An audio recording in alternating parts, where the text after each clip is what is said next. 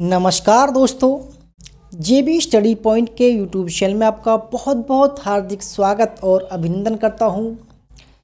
Doctor Dev Kumar, PhD इतिहास, एक बार JRF 4 बार net पास। तो दोस्तों कैसे हैं? आशा करता हूं अच्छे होंगे, तंदुरुस्त होंगे, बड़ों और छोटों का सम्मान कर रहे होंगे।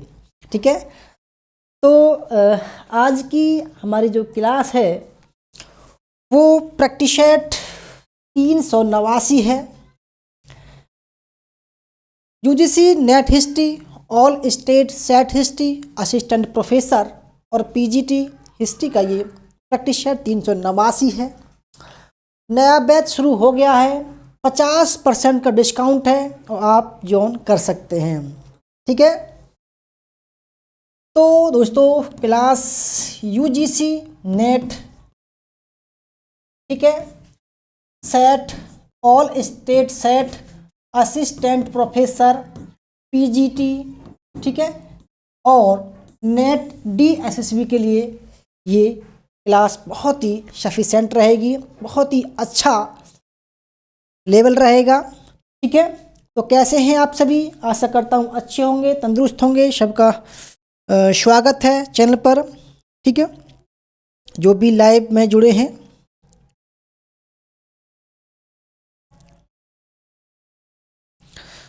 तो आइए शुरू करते हैं बिना किसी देरी के। तो हमारा जो प्रैक्टिस सेट है वो है 389। ठीक है, अभी तक हमने प्रैक्टिस सेट करवा दिए हैं 388। पहला सवाल आपके सामने है और आपको कमेंट करने के लिए 40 सेकंड का समय होगा।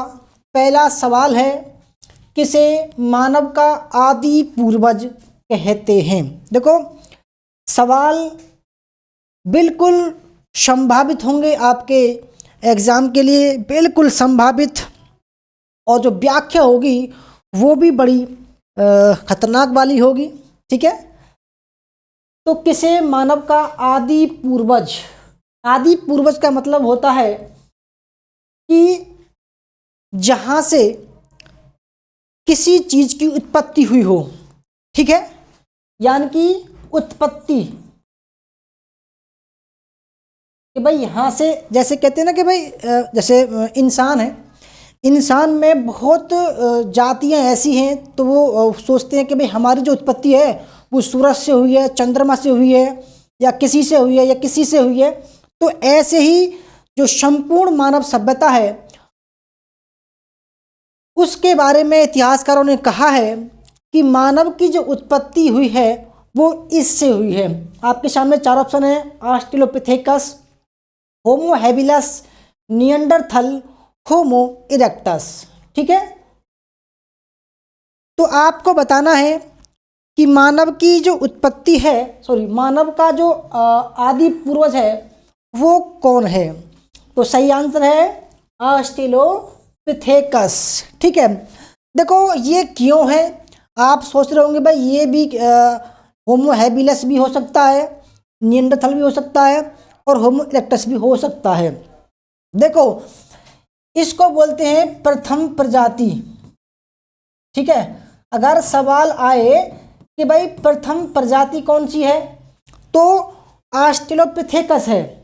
देखो, इसका जो उदय हुआ है, उद्भव हुआ है, ठीक है, वो हुआ है बानर और कपी से। ठीक है, बानर और कपी से हुआ है। ठीक है, ये बानर और कपी कहाँ थे?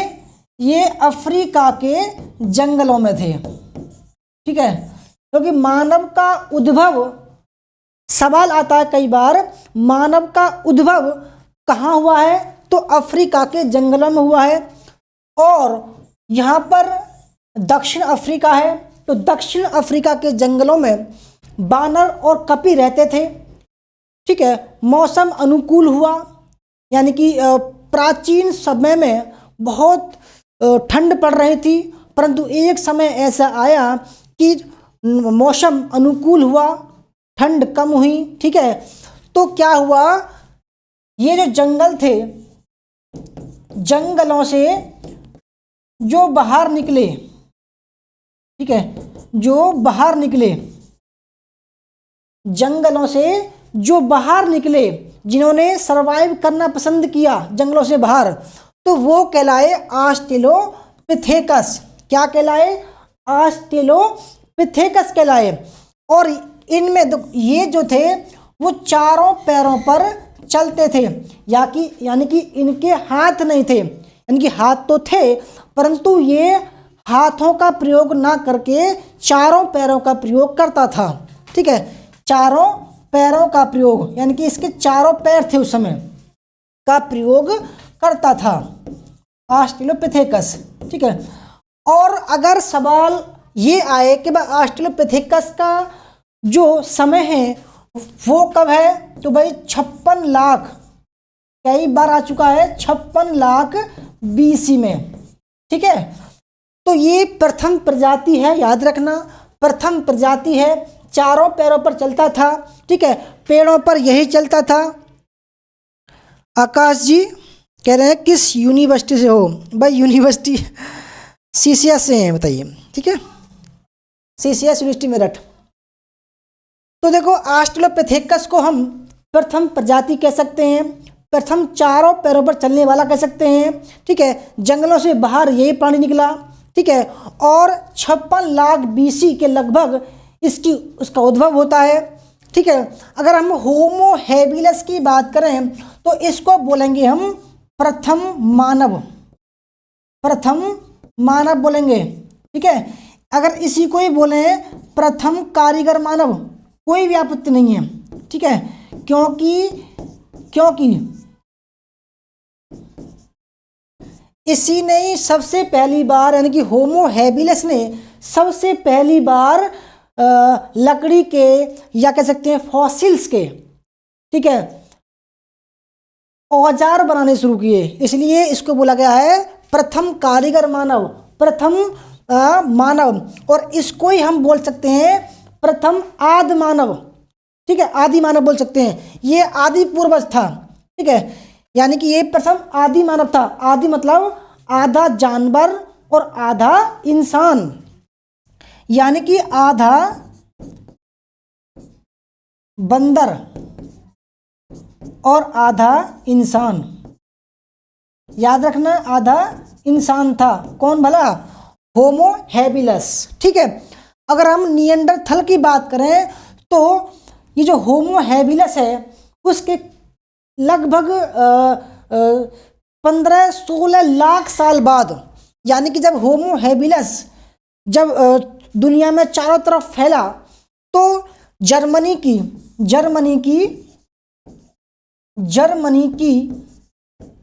निएंडरथल घाटी में, निएंडरथल घाटी में ये पहुंचा और इसके साक्ष्य कहाँ मिले हैं? जर्मनी की निएंडरथल घाटी में इसके साक्ष्य मिले हैं, यानी कि कंकाल मिला है। और देखो सवाल एक और बनता है कि प्रथम मानव कौन था जिसने समाधान प्रक्रिया शुरू की, यानी कि जो इंसान थे उन्होंने सबसे पहले मरे हुए लोगों को दफनाना या जलाना कब शुरू किया? तो भाई राइट आंसर हो जाएगा, क्या हो जाएगा? निएंडरथल। ठीक है, समाधान प्रथा शुरू करने वाला यही था। ठीक है, और इसी को बोल सकते हैं सांस्कृतिक मानव, इसी को बोल सकते हैं सांस्कृतिक मानव। ठीक है भाई, सांस्कृतिक क्या होता है? यानी कि संस्कृति में किसी के दफनाना होता है, किसी में जो है आग जलाना होता है। और होमो इरेक्टस, दोस्तों इसी ने जो है पत्थर के औजार बनाए, इसी ने पत्थर के औजार बनाए, आग का व्यापक प्रयोग किया, आग का व्यापक प्रयोग किया। ठीक है, ठीक है दोस्तों, तो कई सारी चीज ऐसे निकल कर आएंगी आपके सामने जो शायद आपको एग्जाम में पास कराएंगी। ठीक है, तो कैसे हैं आप सभी? आशा करता हूं अच्छे होंगे। JB स्टडी हब जी, वेलकम आपका। दोस्तों पहला सवाल जो है हमारा, उसका सही आंसर है क्या है? ऑस्ट्रेलोपिथेकस। पिथेकस। ठीक है, आप पूरा मैंने आपको बार समझा दिया है। दूसरा सवाल आपके सामने, क्वेश्चन नंबर 2। ठीक है, आशा करता हूँ देखो कमेंट करते रहो, क्योंकि आपको समय मिल रहा है 30 सेकंड का सवाल को कमेंट करने के लिए। पहला है, दूसरा सवाल है, मध्य पाषाण कालीन औजार सर्वप्रथम खोजने का श्रेय किसको दिया जाता है? पहला है रॉबर्ट ब्रूसफूट, कनिंघम, HD संकालिया और CL कार्लाइल। ठीक है, मध्य पाषाण काल। देखो सबसे पहले सवाल को ढंग से समझ लो। ठीक है, ये क्या पूछ रहा है? सवाल पूछ रहा है मध्य पाषाण कालीन औजार। ठीक है, यानी कि प्राचीन काल में जो भी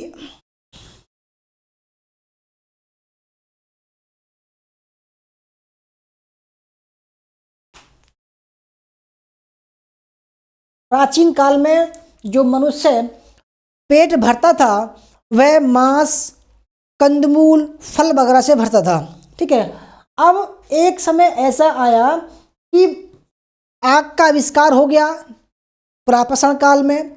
ठीक है, और उस आग से जब जंगलों में आग लगी तो कुछ जानवर जल गए, तो मानव ने उस जले हुए पशुओं को खाना शुरू किया, बड़ा स्वादिष्ट लगा उनको।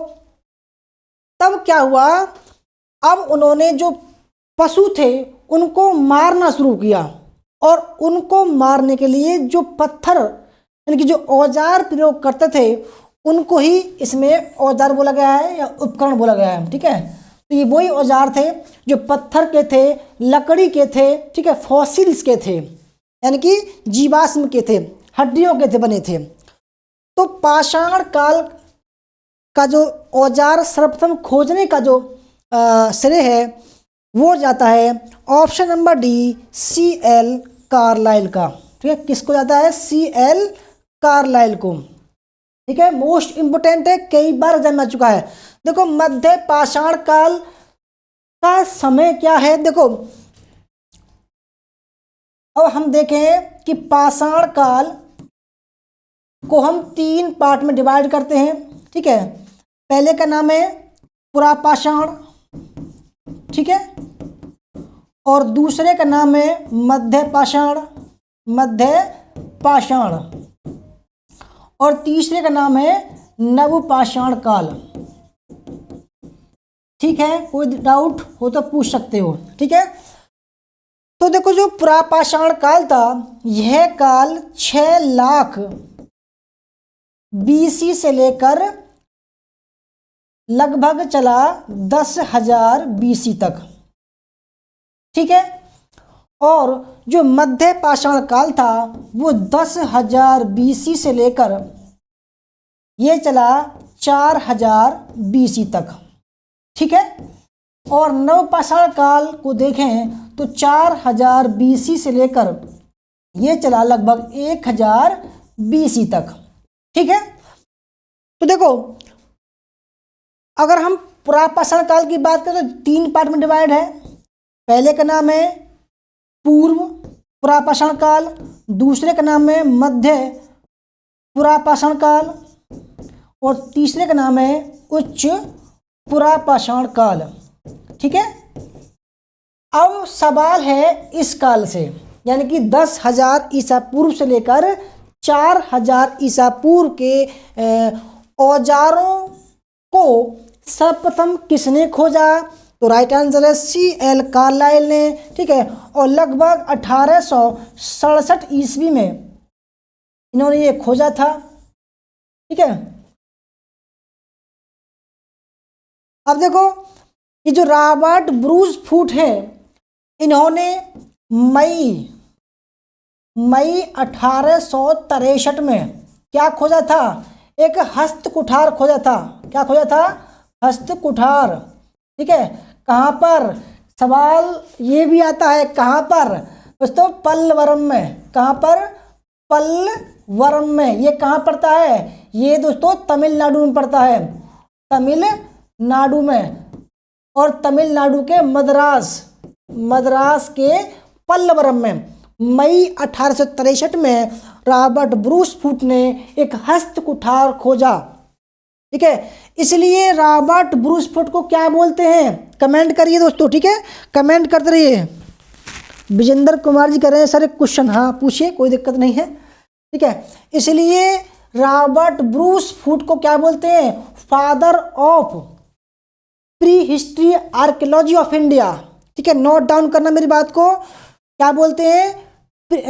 Father of pre history archaeology of India. ठीक है, क्या बोलते हैं?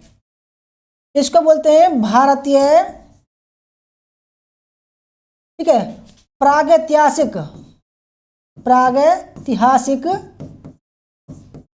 पुरातत्व का पिता, पुरातत्व का पिता बोलते हैं। ठीक है, किसको बोलते हैं? रॉबर्ट ब्रूस फूट को। और कनिंघम को क्या बोलते हैं दोस्तों? कनिंघम को बोलते हैं भारतीय पुरातत्व का पिता। थोड़ा सा अंतर बस इनमें, पुरातत्व का पिता, फादर ऑफ इंडियन आर्कियोलॉजी।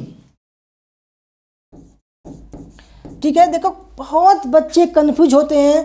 देखो यानी कि रॉबर्ट ब्रूस फूट का मतलब है प्रागैतिहासिक काल से। ठीक है, जबकि जो कनिंघम है वो सिक्कों से संबंधित है। ठीक है, हड़प्पा सभ्यता के संबंधित हैं। तो ये जो है इन्होंने पुरातत्व के बारे में बताया की खोज की। ठीक है, 1853 में इन्होंने सिंधु सभ्यता में एक मोहर की खोज की, सिक्कों की खोज की। ठीक है, मतलब बाद में सिक्कों की भी खोज की इन्होंने। रॉबर्ट ब्रूस फूट ये प्रागैतिहासिक काल के उन्होंने औजार खोजे थे। HD संकालिया, तो HD संकालिया, ठीक है, आप जानते होंगे नर्मदा घाटी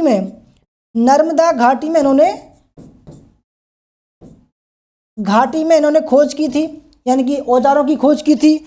सोहन घाटी में इन्होंने औजारों की खोज की थी। ठीक है, तो बहुत इंपोर्टेंट दोस्तों सवाल मैं बता रहा हूँ आपको।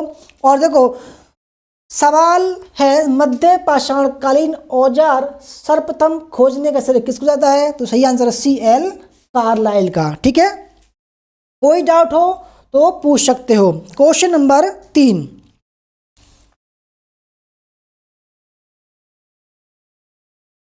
क्वेश्चन नंबर 3, ठीक है,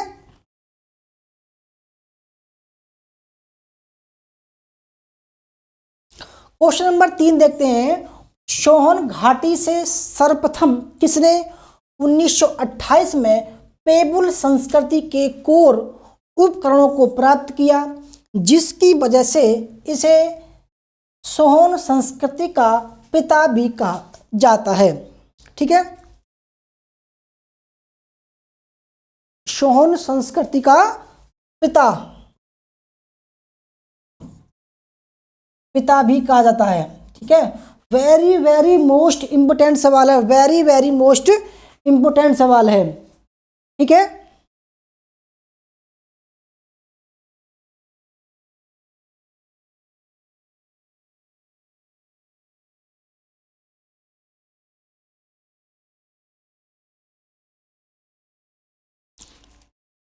वेरी मोस्ट इंपोर्टेंट सवाल है। HD संकालिया, DN बाड़िया, BB लाल और BN मिश्र। ठीक है, तो 1928 में देखो दोस्तों पेबुल संस्कृति क्या होती है? पेबुल संस्कृति, ठीक है, देखो पेबुल संस्कृति सबसे पहले जान लीजिए क्या होती है।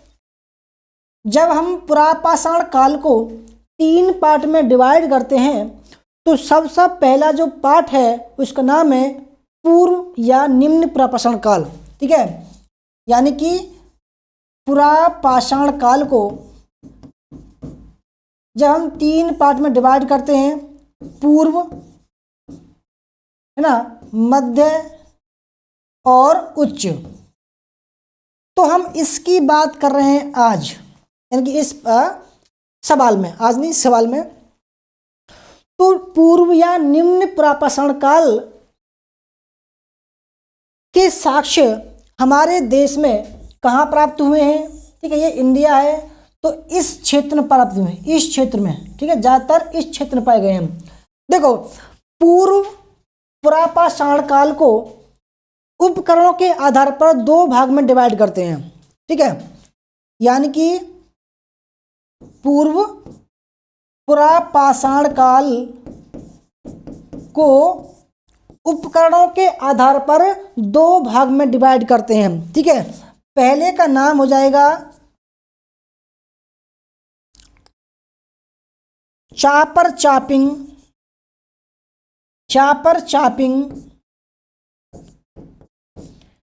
या पेबुल संस्कृति, या इसी को बोलते हैं सोहन संस्कृति।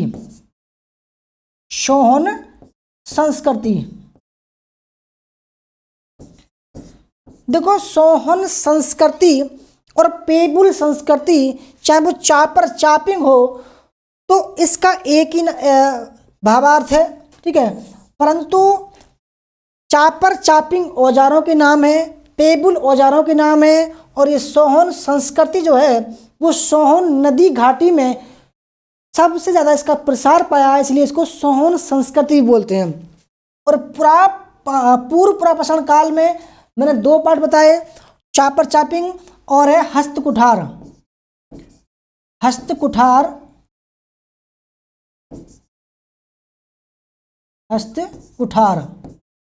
या मद्रासी संस्कृति, ठीक है। तो देखो दोस्तों, कि जो पेबुल संस्कृति है वो पूर्व पुरापाषाण काल के पहले पार्ट को हम डिनोट करते हैं, ठीक है।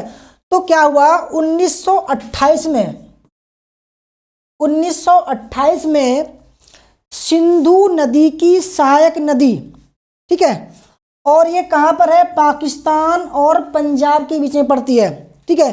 सिंधु नदी की सहायक नदी सोहन नदी घाटी में किसने, बी.एन. बाडिया ने बड़े पैमाने पर खोज किया, यानी कि उत्खनन किया। तो इनको यहाँ पर क्या क्या मिले, चापर यानी कि गंडासा मिला, ठीक है, चापिंग यानी कि खंडक मिला, ठीक है। पेबुल क्या है, पेबुल कैसा उपकरण है। देखो, मान लीजिए कहीं तालाब है या समुंदर है, तो समुंदर के किनारे बड़े बड़े पत्थर होते हैं, ठीक है, और लगातार उन पर लहर आकर टकराती है, और पानी का जो रगड़ा है वो पत्थर पर बार बार होता है। तो इस रगड़ से पत्थर जो होता है वो चिकना हो जाता है। आपने देखा होगा, पानी के लहरों से पत्थर चिकने हो जाते हैं, तो इसको बोला गया है पेबुल, ठीक है। पेबुल प्रकार के जो उपकरण थे निम्न पुरापाषाण काल में ज़्यादा थे, इसलिए यानी कि इस सभ्यता में निम्न पुरापाषाण काल के जो उत्तर पश्चिम की तरफ थी उसमें ज़्यादा थे, तो इसलिए पेबुल संस्कृति भी बोलते हैं। और पेबुल उपकरण पत्थर से चापर चापिंग भी बने, तो इसलिए चापर चापिंग भी बोलते हैं। और ये जो स्थल था वो ज़्यादातर सोहन नदी घाटी में पाया गया था, इसलिए उसको सोहन संस्कृति भी बोलते हैं, ठीक है। क्या बोलते हैं, सोहन संस्कृति भी बोलते हैं, ठीक है। तो बी.एन. बाडिया ने 1928 में, ठीक है, सोहन संस्कृति यानी सोहन नदी घाटी में उत्खनन कराया, इसलिए इनको सोहन संस्कृति का पिता भी बोलते हैं, ठीक है। सोहन संस्कृति का पिता भी बोलते हैं। बाद में H.D. संकालिया ने भी जो है उसमें खुदाई करवाई, ठीक है, और उसी में डी टेरा और पीटरसन ने भी खुदाई करवाई, ठीक है। और कर्नल टॉड ने सोहन घाटी के पिंडी घेव का उत्खनन करवाया, ठीक है, याद रखना। तो इसमें हो जाएगा बी.एन. बाडिया, ठीक है। कैसी लग रही क्लास? देखो दोस्तों, जब मैं क्लास करवाता हूँ, जो भी मैं बताता हूँ या जो भी मैं आपके सामने स्लाइड में सवाल लाता हूँ, सारे के सारे सवाल एकदम यूनिक होते हैं, ठीक है, जो भी बताऊंगा सब आपके फायदे के लिए होगा और संभावित सवाल होंगे और यही आपके एग्जाम में आएंगे। ठीक है, चौथा सवाल, किस मध्य पाषाण कालीन स्थल से बूचड़ खाने के साक्ष्य मिले हैं। बूचड़ खाना मतलब होता है पशु मारने का स्थल, पशु मारने का स्थल, मारने का स्थल। ठीक है, इसको दूसरी भाषा में बोल सकते हैं पशु वध स्थल, पशु वध स्थल। ठीक है, तो किस मध्य पाषाण कालीन स्थल से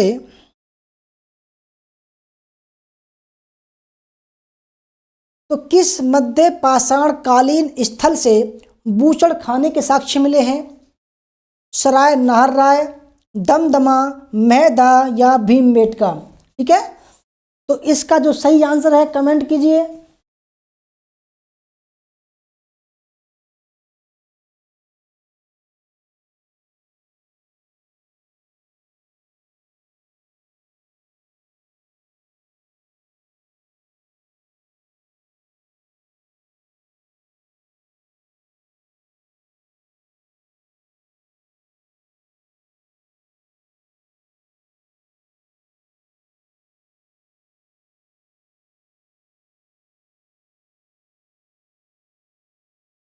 तो फ्रेंड्स, चौथे सवाल का जो सही आंसर है वो है मेहदहा। ठीक है, ये मेहदहा कहाँ पड़ता है। ठीक है, ये उत्तर प्रदेश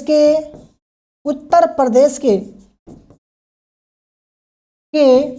प्रतापगढ़ जिले में पड़ता है, प्रतापगढ़ जिले में पड़ता है। दमदमा भी यूपी के प्रतापगढ़ में पड़ेगा। ठीक है, और सराय नाहरराय भी यूपी के प्रतापगढ़ में पड़ेगा। ठीक है, और भीमबेटका एमपी मध्य प्रदेश के रायसेन जिले में पड़ेगा, रायसेन जिले में। ठीक है, तो देखो ये जो चारों स्थल हैं वैसे तो मध्य पाषाण काल के हैं। मध्य पाषाण मतलब 10,000 ईसा पूर्व से लगभग 4,000 ईसा पूर्व के ये स्थल हैं।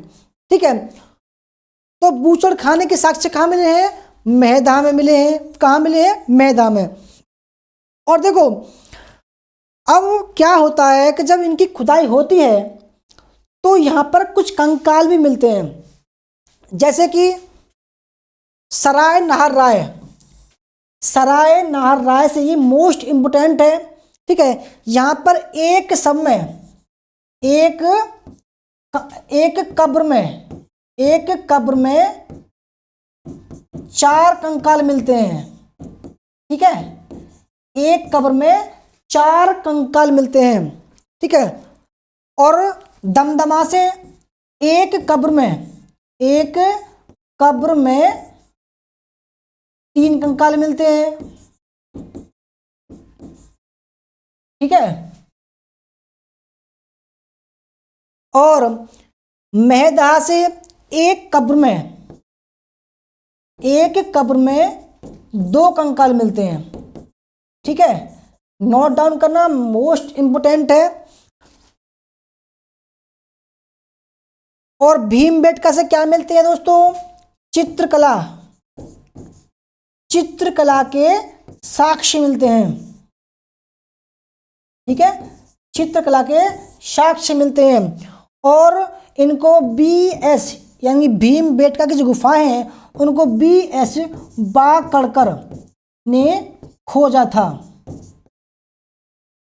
ठीक है, मध्य पाषाण के स्थल है और यहाँ पर पशुओं को मारने की चित्रकारी की गई है। यहाँ पर कुछ साक्ष्य मिले गए हैं। ठीक है, समाधान भी मिले गए हैं। तो कई चीज़ यहाँ पर मिली गई है जो मोस्ट इम्पोर्टेंट है। लगभग 600 से अधिक क्या मिले हैं यहाँ पर, शैल चित्र मिले हैं, शैल चित्र मिले हैं। ठीक है, तो दमदमा और मेहदा इसका राइट आंसर है।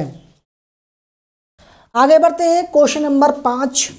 भारत में ताम्र पाषाण संस्कृति की सबसे प्राचीन बस्तियां कहाँ से मिलती हैं? ताम्र पाषाण, ठीक है, नोट डाउन करना। ताम्र पाषाण, ताम्र पाषाण कहाँ पर है, ठीक है, आपको ये बताना है। पहला है गिलुंड, दायमाबाद, बुर्जहोम, कायथा। ठीक है, मोस्ट इंपोर्टेंट सवाल है और कमेंट वगैरह भी करते रहा करो, ठीक है।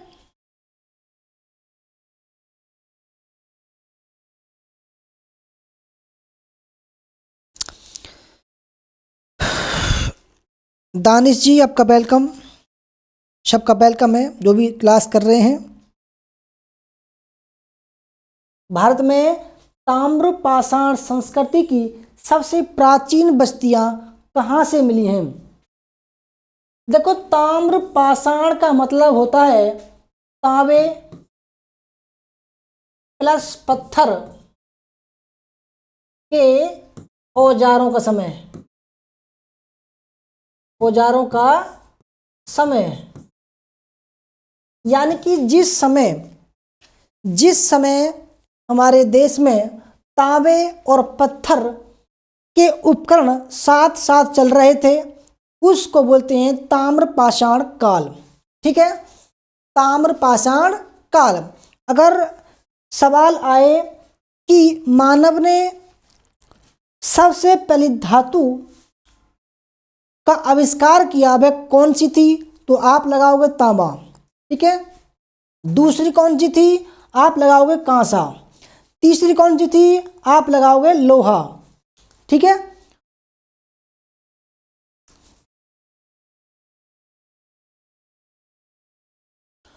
तो फ्रेंड देखो, सही आंसर है, राइट आंसर है इसका 5 में का डी, कायथा।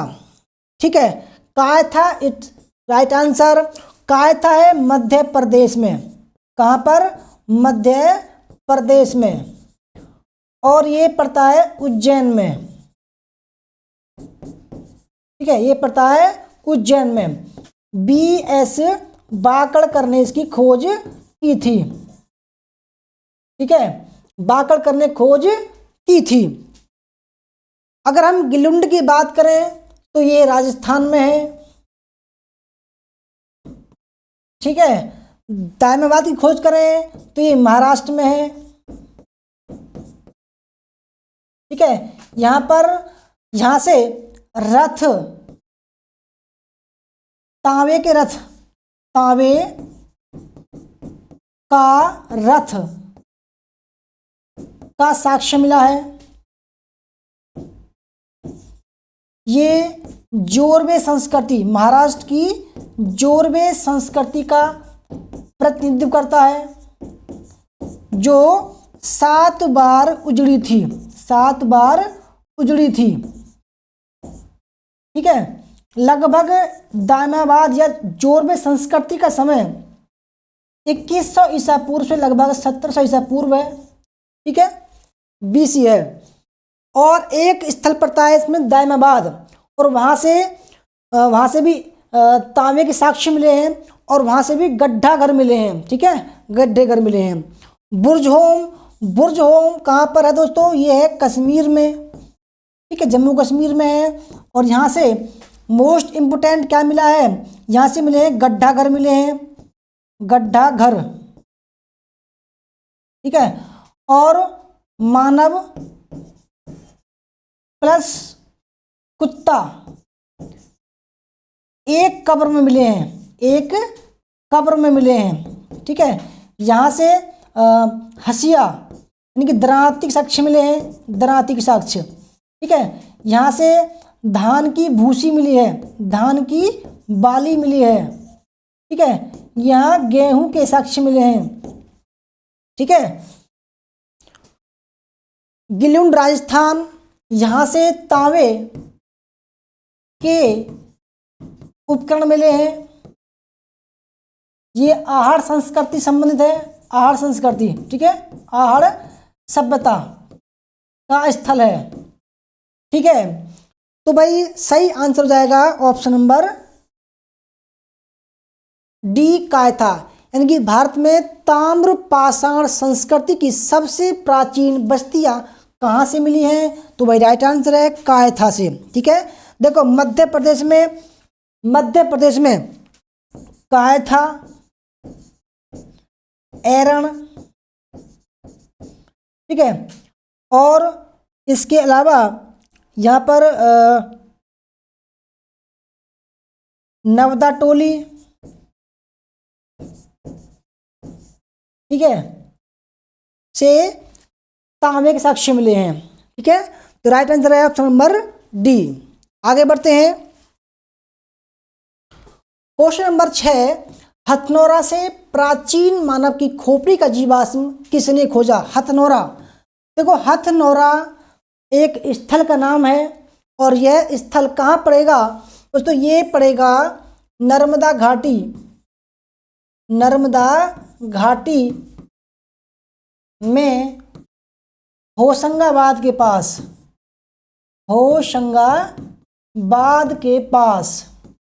ठीक है, होशंगाबाद के पास। ठीक है, तो हथनोरा से, यानी कि पहला ऑप्शन है Arun Sonkiya, Robert Bruce Foote, John Marshall, या ये सभी। बहुत ही अच्छा सवाल है, मोस्ट इम्पोर्टेंट सवाल है। ठीक है, जल्दी जल्दी कमेंट कीजिए आप।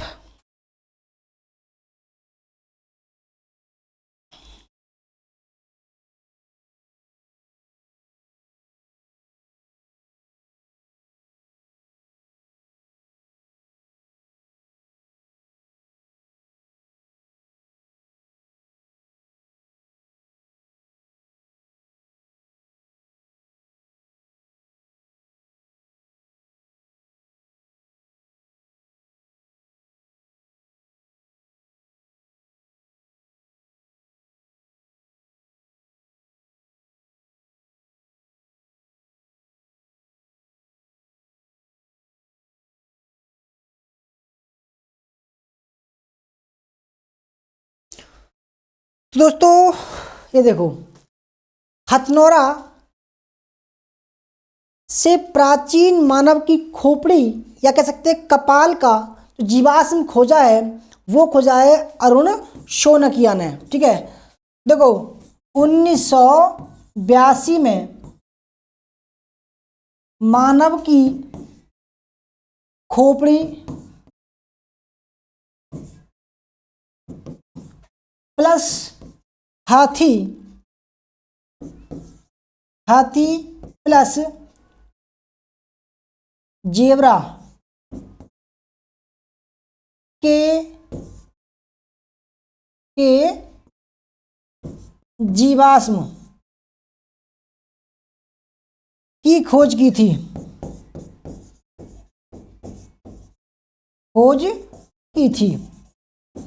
ठीक है, और ये एक महिला की खोपड़ी थी, महिला की। ठीक है, ये एक महिला की खोपड़ी थी। ठीक है, और देखो ये जो हाथी और जेब्रा है इनके जीवाश्म को बोला गया है नमदिकस। क्या बोला गया है? नमदिकस बोला गया है। ठीक है, यानी कि जो ये हाथी और जेब्रा के जीवाश्म जो फॉसिल से हड्डियां हैं तो उनको बोला गया है नमदिकस। ठीक है, रॉबर्ट ब्रूस फूट ने, ये देखो निम्न प्रापाषाण काल के साक्ष्य मिले हैं इनको मद्रास के पल्लवरम के निकट में 1863 में। इसकी खोज की थी हस्तकुठार की, हस्तकुठार। ठीक है, जॉन मार्शल ने दोस्तों सिंधु सभ्यता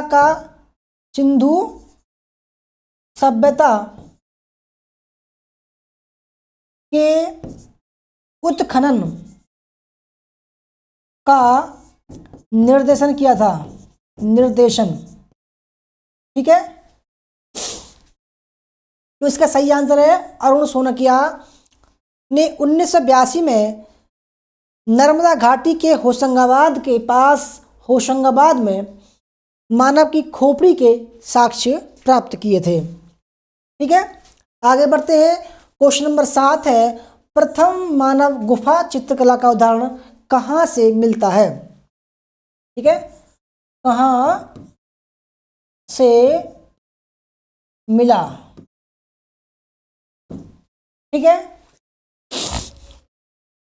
तो प्रथम मानव गुफा चित्रकला का उदाहरण कहाँ से मिला है? पहला है नेवासा, भीमबेटका, मेहरगढ़ या ये सभी।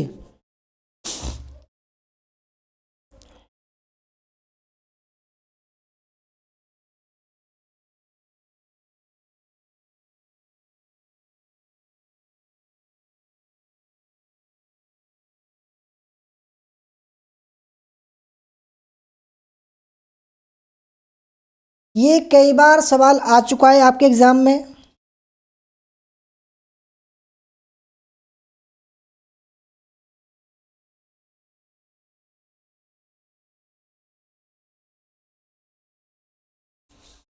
तो फ्रेंड्स सही आंसर है ऑप्शन नंबर बी, भीमबेटका। ठीक है, भीमबेटका कहाँ पड़ता है?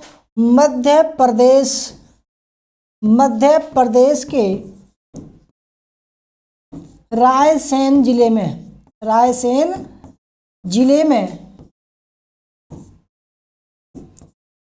भीमबेटका की खोज 1928 में BS बाकड़कर ने की थी। ठीक है,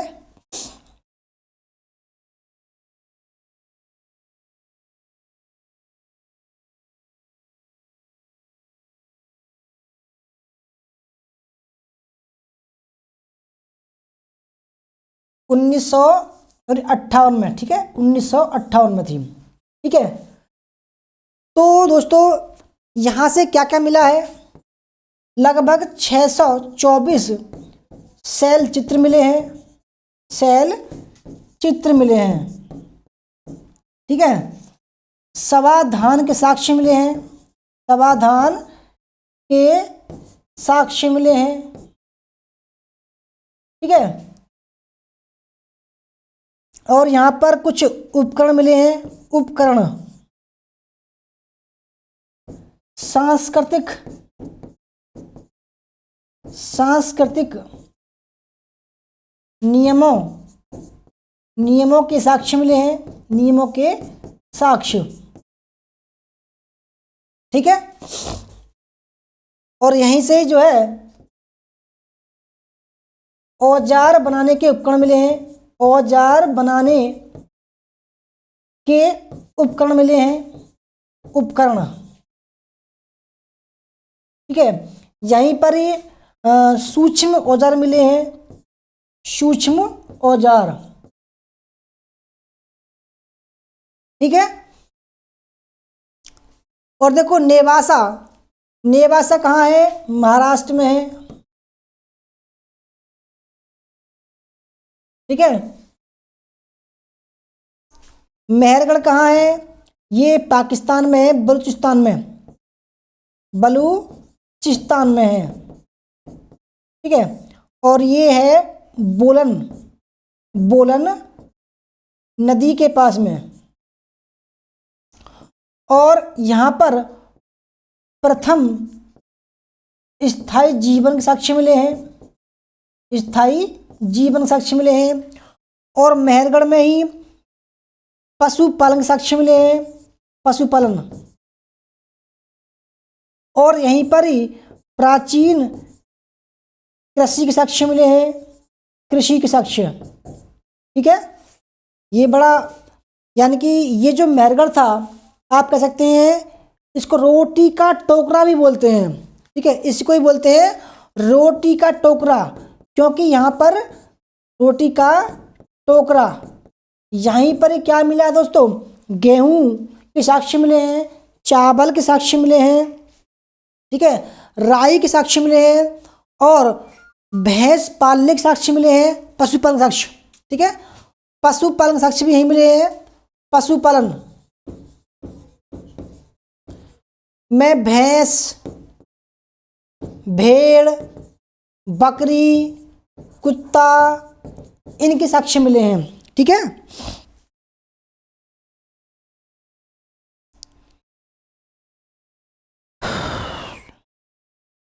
88 क्वेश्चन नेट हो जाएगा। नेट तो 100% हो जाएगा आपका, परंतु जीआरएफ जो है वो 99% यानी कि 100% हो भी सकता है।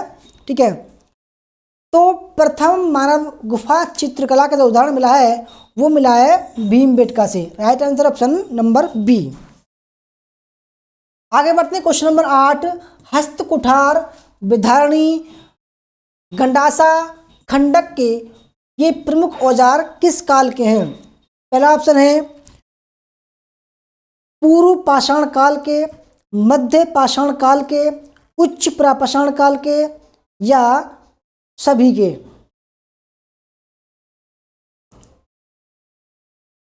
यह पूर्व पुरापाषाण काल, मध्य पुरापाषाण काल, उच्च पुरापाषाण काल। ठीक है,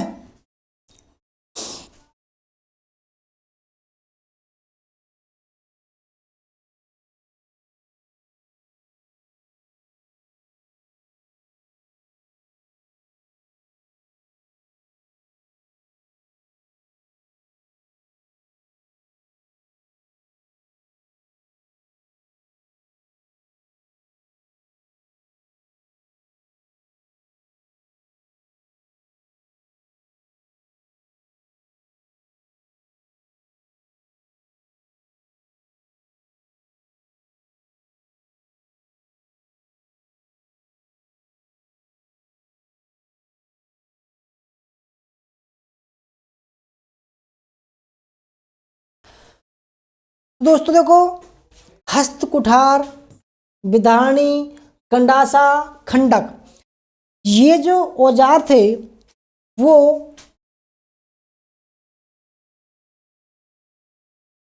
देखो पाषाण काल जो है वो 3 काल में डिवाइड है। पूर्व पुरापाषाण काल, ठीक है, मध्य पुरापाषाण काल और उच्च पुरापाषाण काल। ठीक है, ये जो निम्न पुरापाषाण काल है इसमें जो उपकरण थे वो हस्तकुठार,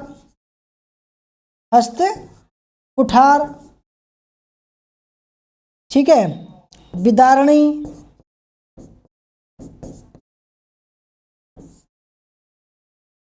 गंडासा, या इसको बोलेंगे चापर, चापिंग, इसको बोलेंगे खंडक, और इसी में आएगा आपका पेबुल। ठीक है, इसमें ये औजार थे। और मध्य पुरापाषाण काल की बात करें तो इसमें हस्तकुठार, ठीक है, सल्क उपकरण,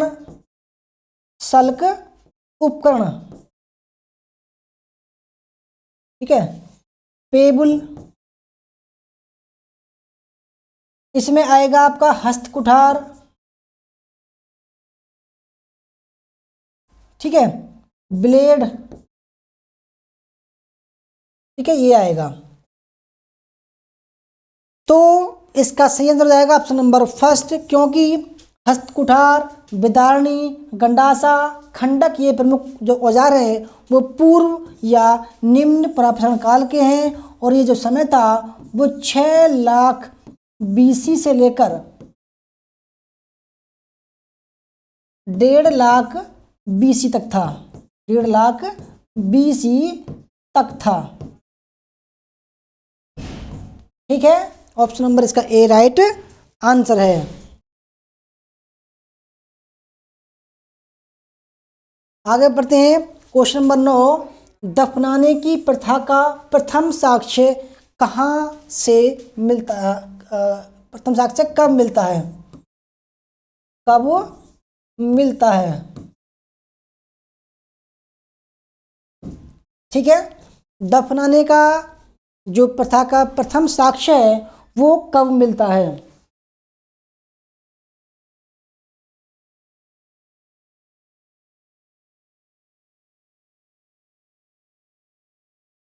तो पहला ऑप्शन है 3 लाख वर्ष पहले, 2 लाख वर्ष पहले, 1 लाख वर्ष पहले।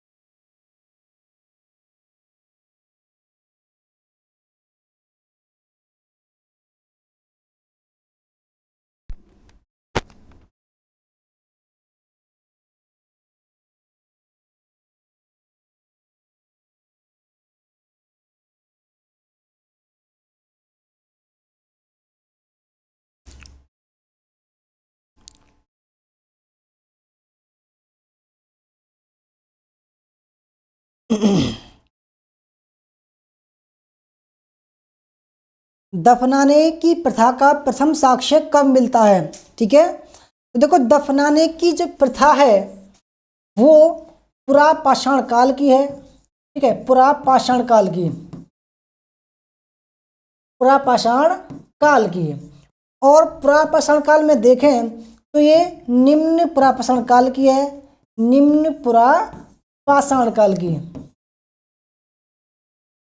ठीक है, और निम्न पुरापाषाण काल में देखें तो ये है नियंडरथल मानव की, नियंडरथल मानव की। ठीक है, जो लगभग मिला है 3 लाख, यानी कि इसका जो जीवाश्म मिला है वो लगभग 3 लाख साल पहले कहाँ मिला है? ठीक है, कहाँ मिला है? जर्मनी की, जर्मनी की नियंडरथल घाटी में। ठीक है, तो इसका राइट आंसर क्या हो जाएगा? 3 लाख वर्ष पहले का मिला है। ठीक है, ऑप्शन नंबर ए इसका राइट आंसर है। मोस्ट इंपोर्टेंट सवाल है, दोबारा देख लेना। ठीक है, पुरापाषाण काल का है, निम्न पुरापाषाण काल का है। ठीक है, नियंडरथल मानव का ने जो है इसको बोलते हैं सांस्कृतिक मानव। इसने क्या किया कि भाई ये कुछ आत्मा परमात्मा पर विश्वास करने लगे, सांस्कृतिक हो गए। ठीक है, ये नियम कायदों को मानने लगे, और बिजली तड़कती थी तो ये डरते थे। ठीक है, ये तांत्रिक थे। ठीक है, और जब कोई इंसान मरता था तो उसकी कब्र में ये कुछ ना कुछ रखते थे। इनका विश्वास था कि भाई ये जो मर गया है ये कहीं और जाकर किसी दूसरी दुनिया में जाकर या दूसरे जन्म में जाकर कुछ ना कुछ ये खा लेगा। ठीक है, तो ये 3 लाख साल पहले के का जीवाश्म मिला है जर्मनी की नियंडरथल घाटी में। ठीक है, तो अब इन्होंने क्या किया कि दफनाने या कह सकते हैं समाधान, प्रथम समाधान ठीक है प्रथा शुरू कर दी थी। ठीक है, तो भाई सही आंसर है 3 लाख साल पहले का। ठीक है, आगे बढ़ते हैं क्वेश्चन नंबर 10। क्वेश्चन नंबर 10, ये 9 हो गया, 10। योजनाबद्ध तरीके से जानवरों का शिकार और वध करने के सबसे पुराने साक्ष्य कहाँ से मिले हैं? देखो सवाल होंगे एक से एक बढ़िया। ठीक है, और हमारे पास में आपके लिए कुछ बुक भी हैं। अगर आप चाहते हो कि भाई इन सवालों की, इनसे भी अच्छे अच्छे सवाल हैं, बुक ले सकते हैं, MCQ टाइप बुक हैं। ठीक है, हमारी भारतीय इतिहास प्रैक्टिस सेट 1 का शुल्क केवल 165 रुपये का है। प्राचीन भारत का बुक 250 रुपये का है। मध्यकाल का 300 रुपये का है। आधुनिक भारत का 300 रुपये का है। ठीक है, और भारतीय इतिहास भाग 2 वो 250 रुपये की है। 5 बुक हमने लॉन्च कर दिए हैं। ठीक है, भारतीय इतिहास प्रैक्टिस सेट की, और अगर किसी को लेना है तो 1250 रुपये में ये 5 आपके घर पहुंच जाएंगी। ठीक है, इसी में ही आपका जो भी पोस्टल चार्ज है वो इसी में है। ठीक है, और इसमें लगभग जो सवाल हैं, इनमें जो सवाल हैं वो 22,500 सवाल हैं। ठीक है, कितने सवाल हैं हमारे प्रैक्टिस सेट में? 22,500 सवाल हैं।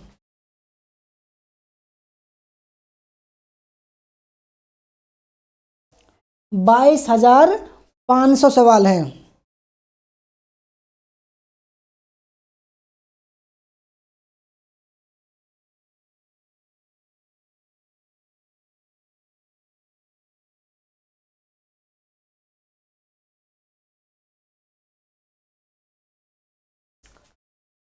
तो फ्रेंड्स, योजनाबद्ध तरीके से, यानी कि कोई पशु है, ठीक है, उसको जो है योजनाबद्ध तरीके से, यानी कि घेर कर, कह सकते हैं घेर कर मारने के साक्ष्य, या भाई चारों तरफ से ये घेर लिया और तब इसको जो है ये मार रहे हैं सब। ठीक है, तो ये प्लानिंग के तहत भाई किसी को मारते हैं तो प्लानिंग के तहत मारते हैं। ठीक है, तो प्राचीन काल में जो मानव था उसने भी प्लानिंग के तहत पशुओं को मारकर खाना शुरू कर दिया ताकि अपना और बच्चों का पेट भर सके। तो देखो ये जो समय था, ठीक है, ये जो समय था, क्योंकि इस समय इंसान में थोड़ा थोड़ा दिमाग आने लगा था। ठीक है, तो ये जो समय था वो लगभग 6 से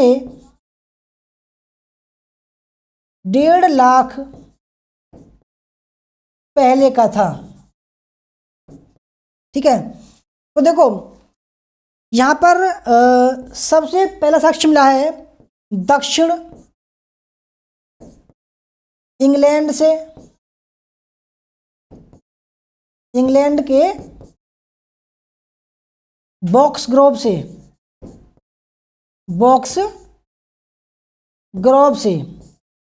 ठीक है, और ये मिला है लगभग 5 लाख साल का, 5 लाख साल पहले का।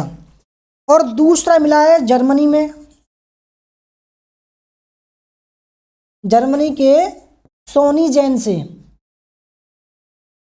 सोनी जैन से, और ये मिला है 4 लाख BC पूर्व का।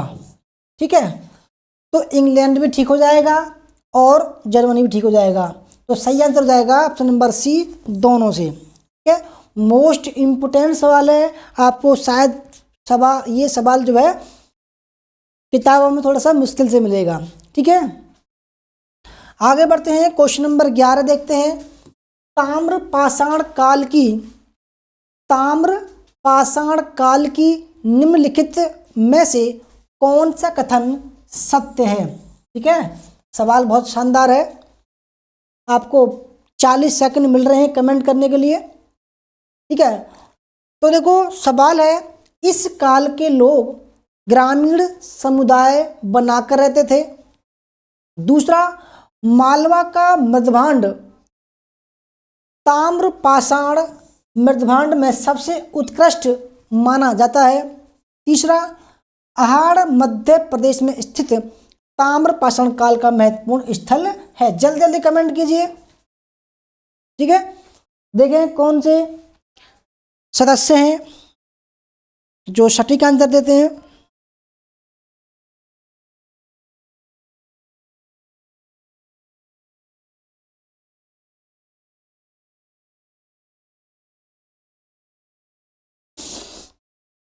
देखो, ताम्र पाषाण का मतलब है कि जिस समय तांबे के और पत्थर के औजार साथ साथ मानव प्रयोग कर रहा था, उस काल को इतिहासकारों ने ताम्रपाषाण काल की संज्ञा दी है। ठीक है, और देखो ताम्रपाषाण काल में लोगों ने स्थायी जीवन उनका हो गया था। लोग ग्रामीण सभ्यता में प्रवेश कर चुके थे, एक साथ रहते थे, परिवार बनाकर रहते थे। ठीक है, और सांस्कृतिक जीवन जीना उन्होंने शुरू कर दिया था।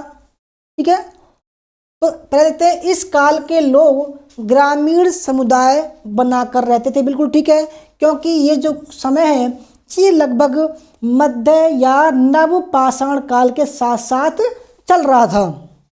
ठीक है, पहला ठीक है। दूसरा, मालवा का मृदभांड। देखो मैंने जो बताया भी कुछ सवाल पहले, मालवा जो है मध्य प्रदेश में है, मध्य प्रदेश का पठारी भाग है, पठारी भाग। ठीक है, मालवा का पठार। ठीक है, मालवा में उज्जैन भी आता है, इंदौर भी आता है, रतलाम भी आता है, मंदसौर भी आता है। ठीक है, तो उज्जैन में जो कायथा है, कायथा, नागदा, ठीक है, एरण, तो ये पड़ते हैं मालवा के पठार में। और देखो एक चीनी विद्वान जब भारत आया, इसका नाम था फायान, वह कहता है कि दुनिया में सबसे अच्छी जलवायु जो है वो कहाँ की है?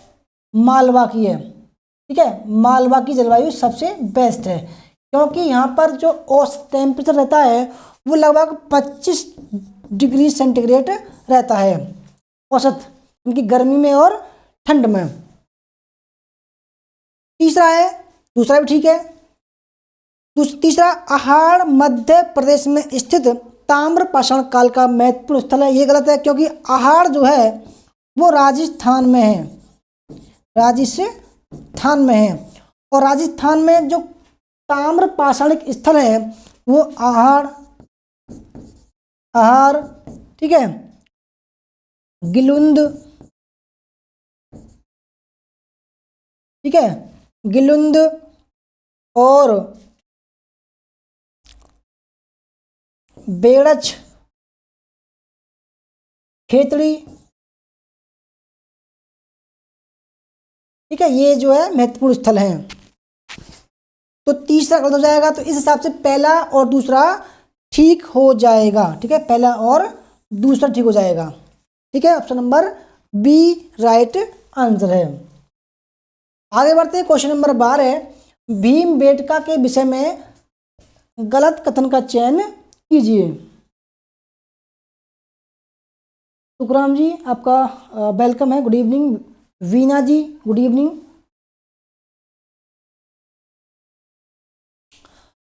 पहला ऑप्शन है 1958 में B.S. बाकड़कर ने इसकी खोज की थी। दूसरा, इसके शैल चित्र विभिन्न काल के हैं, जिसमें सर्वाधिक चित्र मध्य पाषाण काल का है। चलो पहले आप जो है उत्तर दीजिए।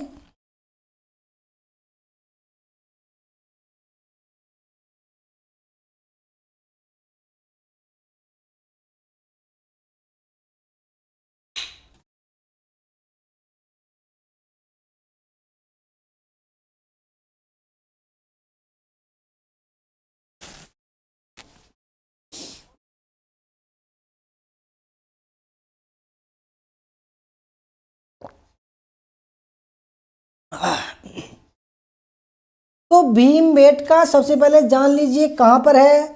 तो भाई ये मध्य प्रदेश के रायसेन जिले में है, रायसेन जिले में है, जो भोपाल के पास में है। ठीक है, तो देखो भीमबेटका की खोज 1958 में B.S. बाकड़कर ने की थी, पहला राइट है। दूसरा, इसके शैल चित्र यानी कि शैल चित्र मिले हैं 624। ठीक है, जो विभिन्न रंगों से बने हुए हैं, जिनमें लाल रंग सबसे ज्यादा, लाल और सफेद रंग सबसे ज्यादा है। ठीक है। इसके शैल चित्र विभिन्न काल के हैं, जिसमें सर्वाधिक चित्र मध्य पाषाण काल के हैं। बिल्कुल ठीक है। तीसरा, यहां से गणपति का प्राचीनतम चित्र मिला है। बिल्कुल ठीक है। और जो चौथा है, मानव अंत्येष्टि के साक्ष्य नहीं मिले। देखो मैंने पिछले सवाल में बताया था कि भीमबेटका से शैल चित्र के मिले हैं, मानव अंत्येष्टि के मिले हैं, समाधान के मिले हैं। ठीक है। समाधान को ही बोलते हैं अंत्येष्टि। ठीक है। तो जब ये साबित हो चुका है कि जब उत्खनन करवाया वहां पर अंत्येष्टि साक्ष्य मिले हैं, जबकि ये मना कर रहा है, तो गलत हो जाएगा। ऑप्शन नंबर डी गलत हो जाएगा। ठीक है। और ये यहाँ पर कई चित्रकारी के साक्ष्य मिले हैं। ठीक है। जैसे कि पशुओं को मारता हुआ चित्र, कई सारे लोग जो है एक पशु को मार रहे हैं, गैंडे को मार रहे हैं। ठीक है। तीर कमान से मार रहे हैं, महिला और पुरुष एक ही जानवरों को मार रहे हैं। ठीक है। और उपकरण बनाने के चित्रकारी की गई है। तो ऑप्शन नंबर इसका डी राइट आंसर हो जाएगा। आगे बढ़ते हैं। क्वेश्चन नंबर 13 कथन फर्स्ट है कि नवपाषाण शब्द का सर्वप्रथम प्रयोग जॉन लुबाक ने किया। दूसरा, गार्डन चाइल्ड ने इसको सर्वप्रथम नवपाषाण संस्कृति और अन्य उत्पादक संस्कृति की संज्ञा दी है। कौन सा सही है?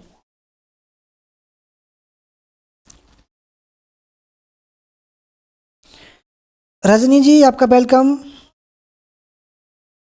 रजनी जी करिए कि सर आप क्लास का टाइम क्या है? देखो आज तो हमने 9 बजे चलाई है। ठीक है, क्योंकि ठंड का मौसम है, वरना 9:30 बजे क्लास चलती थी। आज 9 बजे क्लास चलाई है। ठीक है। सवाल बढ़िया है, कमेंट कीजिए जल्दी जल्दी।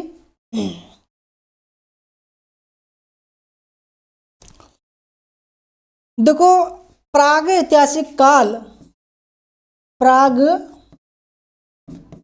प्राग ऐतिहासिक काल को हम 3 पार्ट में डिवाइड करते हैं। ठीक है। पहले का नाम है पुरापाषाण काल, सॉरी पाषाण काल को। ठीक है। पाषाण काल को हम 3 काल में डिवाइड करते हैं। पुरापाषाण, मध्य पाषाण और नवपाषाण काल। ठीक है। तो देखो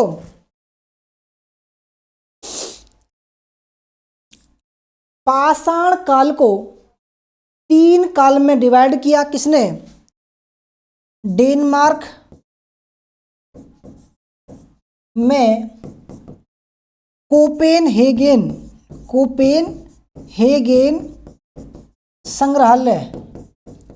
संग्रहालय के अध्यक्ष,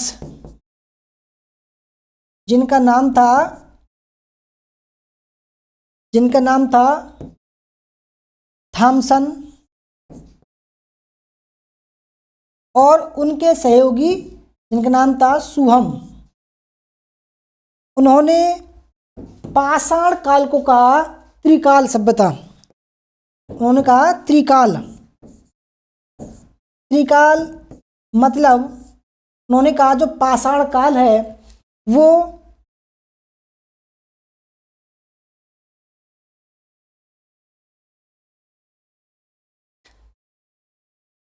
उन्होंने कहा जो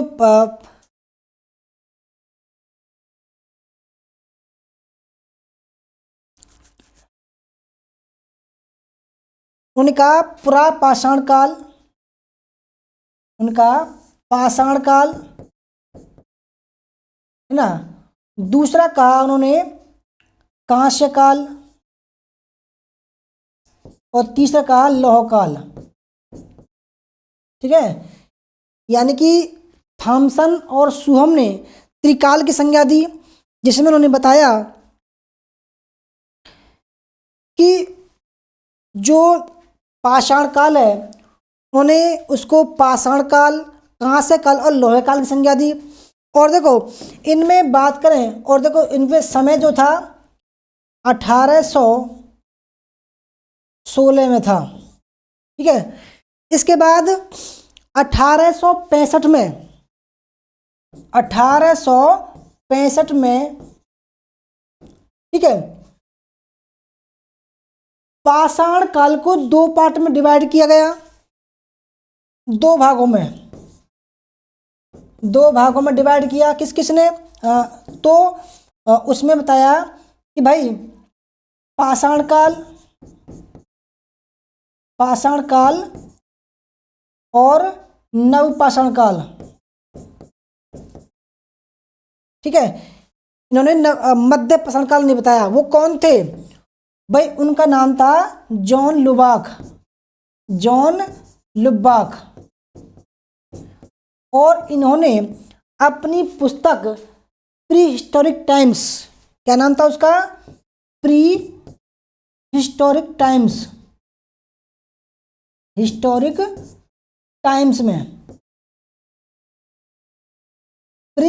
टाइम्स में बताया कि जो पाषाण काल है उसको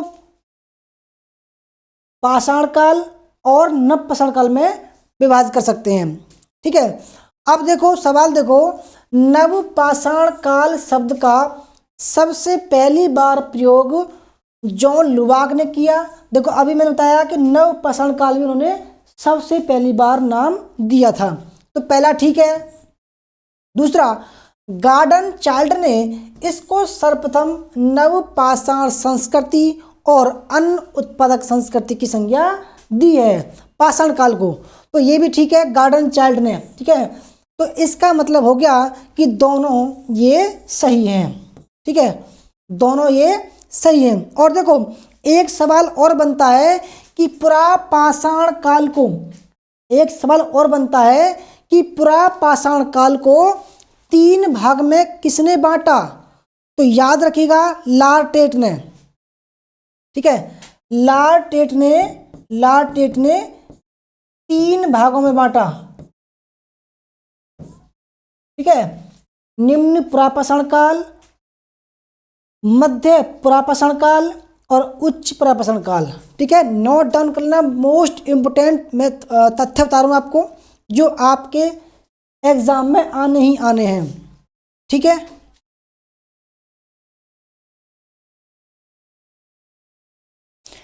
इसके बाद आगे चलते हैं, क्वेश्चन नंबर 14।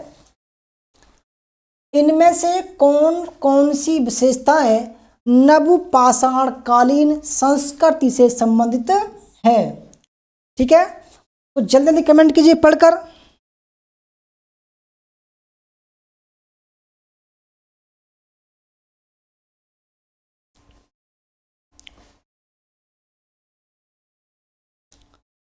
इनमें से कौन कौन सी विशेषताएं नवपाषाण कालीन संस्कृति से संबंधित? 40 सेकंड का समय है कमेंट करने के लिए, ठीक है। मैं आपके कमेंट को लगातार पढ़ रहा हूं। वीना जी कह रही है शैल चित्र, वेरी गुड वी।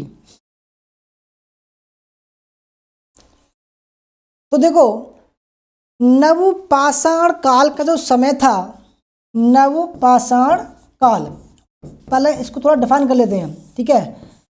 जो समय था, समय लगभग 4000 BC से 1000 BC था, ठीक है। जो औजार थे, औजार वो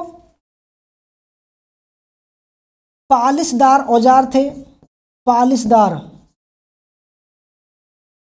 ठीक है। चिकने औजार थे, चिकने, पतले औजार थे, सूक्ष्म थे, सूक्ष्म की और पतले हो गए, ठीक है। इसके अलावा हस्तकुठार भी था इसमें, हस्तकुठार। अब इनमें देखें कि जो सभ्यता थी, यानी कि जो समय था समाधान का भी समय था, समाधान भी इनमें करते थे, खेती भी करते थे नपुंसक काल के लोग, ठीक है, पशुपालन भी करते थे, पशुपालन, ठीक है, और परिवार बनाकर रहते थे, ठीक है, ग्रामीण सभ्यता में रहते थे, ठीक है, और इन्होंने जो है व्यापार करना सीख लिया था, ठीक है, उद्यान करना सीख लिया था, ठीक है, और खेती करना सीख लिया था, ठीक है, और मृदभांड वगैरह बनाना सीख लिया था, मृदभांड, और ये झोंपड़ी में रहना सीख गए थे, मचान बनाकर रहने सीख गए थे, ठीक है, और गड्ढे घर में रहना सीख गए थे, ठीक है, और सांस्कृतिक जीवन जी रहे सीख रहे थे, और खेती में जो खेती थी उसमें गेहूँ, ठीक है, गेहूँ, चावल, राई, मटर, ठीक है, और इसमें जौ, ये जो है इनका खेती करना सीख गए थे, ठीक है, कृत्रिम खेती करना सीख गए थे। इससे पहले जो खेती होती थी वो प्राकृतिक थी, ठीक है। तो देखो पहला ऑप्शन है लघु आत्मनिर्भर गांव, बिल्कुल ठीक है, यानी कि जब हमने कहा आपको कि भाई व्यापार करना सीख गए थे तो इसका मतलब है वो आत्मनिर्भर थे, बिल्कुल ठीक है। दूसरा लिंग आधारित श्रम विभाजन, बिल्कुल ठीक है। देखो इसका मतलब है कि जो घर की महिलाएं थी वो खेती का कार्य करती थी और जो पुरुष थे वो भोजन वगैरह जैसे कि पशुओं को मारना, मछलियों को मारना, बाहर का काम करते थे, ठीक है, ये भी ठीक है। यानी कि यहाँ पर क्या था, श्रम विभाजन था, तुम खेत का काम करोगे और बच्चों का पालोगे। तीसरा कृषि के साथ स्थायी जीवन का उद्भव था, बिल्कुल ठीक है, क्योंकि इसमें खेती भी थी और स्थायी जीवन भी था, बिल्कुल ठीक है। चौथा मृद भांडों का आविष्कार, बिल्कुल ठीक है, मृद भांडों का आविष्कार, बर्तन वगैरह, घड़े वगैरह, ठीक है, ये बनाना सीख गए थे। और साथ में देखो और इन्होंने पहिए का भी आविष्कार सीख लिया था, पहिए का आविष्कार भी, ठीक है, पहिए का आविष्कार भी कर लिया था, जिससे इन्होंने क्या किया, पेड़ों को काटना शुरू कर दिया और लकड़ियों से घर बनाना शुरू कर दिया था। तो सही आंसर हो जाएगा ऑप्शन नंबर डी, ठीक है, option number D, option number D इसका राइट आंसर हो जाएगा। आगे बढ़ते हैं, क्वेश्चन नंबर 15 निम्नलिखित में से कौन सी नवपाषाण कालीन विशेषताएं हैं।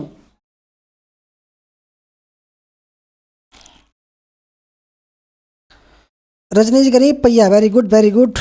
सुखराम जी डी लगा रहे हैं, वेरी गुड। तो निम्नलिखित में से कौन सी नवपाषाण कालीन विशेषताएं हैं, ठीक है, यानी कि नवपाषाण काल में जो विशेषताएं थी वो क्या क्या थी, ठीक है, आपके एग्जाम में आ सकता है।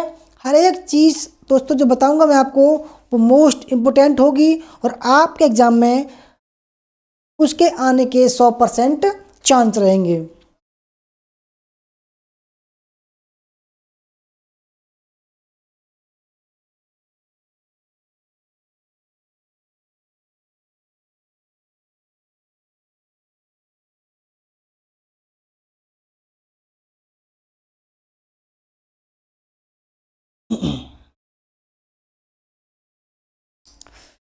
तो देखो मैंने बताया आपको कि नवपाषाण काल में स्थायी जीवन था, स्थायी जीवन, ठीक है, स्थायी जीवन था, व्यापार था, ठीक है, कृषि करना सीख गया था मानव, पशुपालन करना सीख गया था, पशुपालन। कृत्रिम खेती, कृत्रिम कृषि, उद्यान, ठीक है। और इसमें पशुपालन भी था, और मृदभांड बनाना सीख गया था, मृदभांड। स्थायी निवास भी था उसका, स्थायी निवास। पहिए का आविष्कार भी था, ठीक है। तो देखो पहले देखते हैं, बारीकी से तरासे गए पत्थर के छोटे टुकड़ों से बने औजार, गंडासा यानी कि चॉपर और छेनी, ठीक है, बिल्कुल ठीक है। देखो तरासे गए यानी कि अच्छी तरीके से बारीक करके फिर उस पर पॉलिश की गई थी, बिल्कुल ठीक है। मैंने कहा ना पतले पतले औजार थे भाई। ये जो छेनी होती है ये पतली पतली होती है, ठीक है। छेनी होती है इस टाइप में, इस टाइप में होती है, और यहाँ पर इसका धार होती है, यहाँ पर इस तरीके का ये होता है, ठीक है। ये होगी छेनी। गंडासा आप जानते होंगे, गंडासा इस तरीके का होता है, ठीक है। और इस यहाँ पर इसका हत्था होता है, और यहाँ पर उसकी धार होती है, ठीक है। तो ये जो है गंडासा हो गया। चॉपर, तो बारीकी से तरासे गए पत्थर के छोटे टुकड़ों से बने औजार, गंडासा और छेनी थे, बिल्कुल ठीक है। दूसरा, मवेशी, घोड़े और खेती में काम आने वाले जानवरों का पशुपालन था, बिल्कुल ठीक है। यानी कि जो मवेशी था, जो पशुपालन था, वो खेती में काम करने वाले थे, खच्चर कह सकते हैं उनको, ठीक है। तो ये भी ठीक है। तीसरा, देखो जो घोड़े थे वो जंगली थे, उनको पालतू बना लिया गया था, ठीक है। तीसरा, मिट्टी के बर्तनों पर चित्रकारी और सजावट थी, यानी कि इस काल के जो मृदभांड थे उस पर उन्होंने चित्रकारी करनी शुरू कर दी थी। माना यह कोई घड़ा है, कोई घड़ा, ठीक है, यहाँ कोई घड़ा है तो इसके ऊपर क्या है, उन्होंने चित्रकारी शुरू कर दी बढ़िया तरीके से, इस तरीके से चित्रकारी है ना, तो ये भी इन्होंने शुरू कर दी थी। तो इसका सही आंसर हो जाएगा ऑप्शन नंबर ए। तो भाई ये थी हमारी आज की क्लास। आपको कैसी लगी? अच्छी लगी हो वीडियो को लाइक करना, शेयर करना। अगर आपको हमारा कोर्स ज्वाइन करना है, ठीक है, 50% का डिस्काउंट चल रहा है। कुल कितने का है? कुल 1499 रुपये का है, 6 महीने का। इसमें आपको थ्योरी क्लास मिलेगी, प्रैक्टिस मिलेंगे, मॉक टेस्ट मिलेंगे, ठीक है, टेस्ट सीरीज मिलेगी, टेस्ट सीरीज, ठीक है, डाउट सेशन मिलेगा, डाउट, और हिस्ट्री प्लस पेपर 1 दोनों मिलेंगे आपको केवल 1499 रुपये में, ठीक है। अगर आपको करना हो दोस्तों, समय है आपके पास में 8755475312 पर संपर्क कर सकते हो, ठीक है। 5 बुक हैं हमारी, वो भी आप परचेज कर सकते हो। तो कैसी लगी क्लास? अच्छी लगी तो लाइक करना, शेयर करना, कमेंट करना। धन्यवाद। जय हिंद, जय भारत, वंदे मातरम। मिलते हैं कल, तब तक के लिए टाटा बाय बाय।